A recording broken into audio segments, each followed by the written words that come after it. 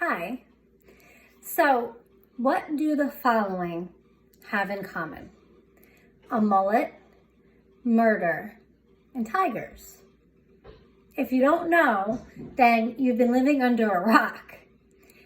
Tiger King is the most watched docuseries on Netflix today. And if you don't know, Tiger King is a 7-series documentary about a man named Joe Exotic. And he is a backyard zoo with over 100 tigers that he's breeding illegally to profit off of the baby tigers. So he gets people to come and play with them and pet them and for a lot of money. So if that's not enough, he also manages to get 2 straight men to marry him. He runs for governor and actually gets some votes. He records country music, and he hires felons straight out of prison to work at his zoo.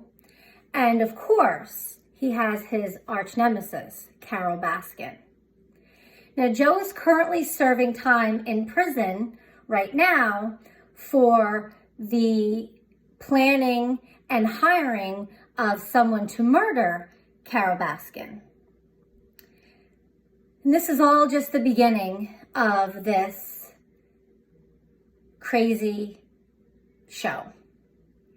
But why are we so intrigued by this guy? Why are we sensationalizing a villain? Well, the article that I'm sharing with you today touches on this.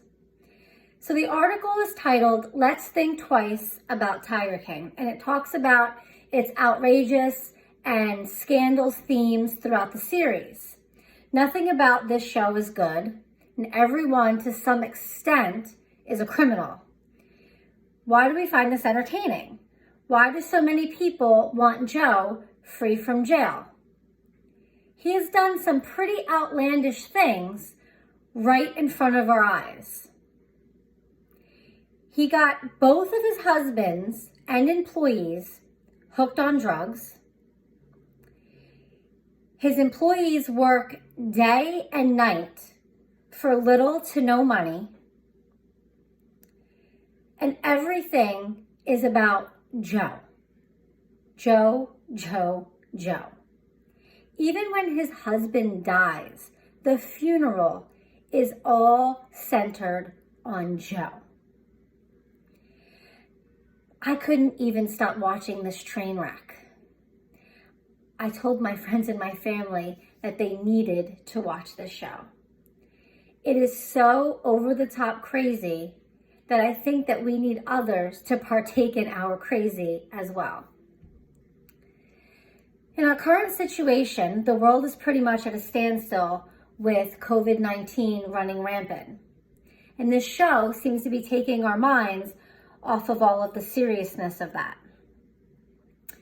This show has a way of masking the treatment of the big cats. It makes Joe seem kind of likable with just some weird quirks about him. It has us focus on Carole Baskin, who is the woman activist, as the bad guy. I mean, how did we all just look over the worker that got mauled by a tiger and lost her arm? It was her own choice. So she could come back to work 3 days after this incident. What in the actual fuck are we watching? So this article on Vox.com from April 2nd of 2020 says just what is going on. The goal isn't to let us look into others' lives on Tiger King. It's to let us judge them for being weird and thereby feeling better about our own lives. It taps the same impulse that's used to drive people to freak shows and carnivals.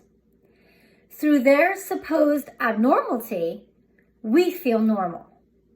the world can't be so crazy to us at this moment because what we're watching is so crazy that it kind of makes what we're going through and what's happening around us not seem so bad.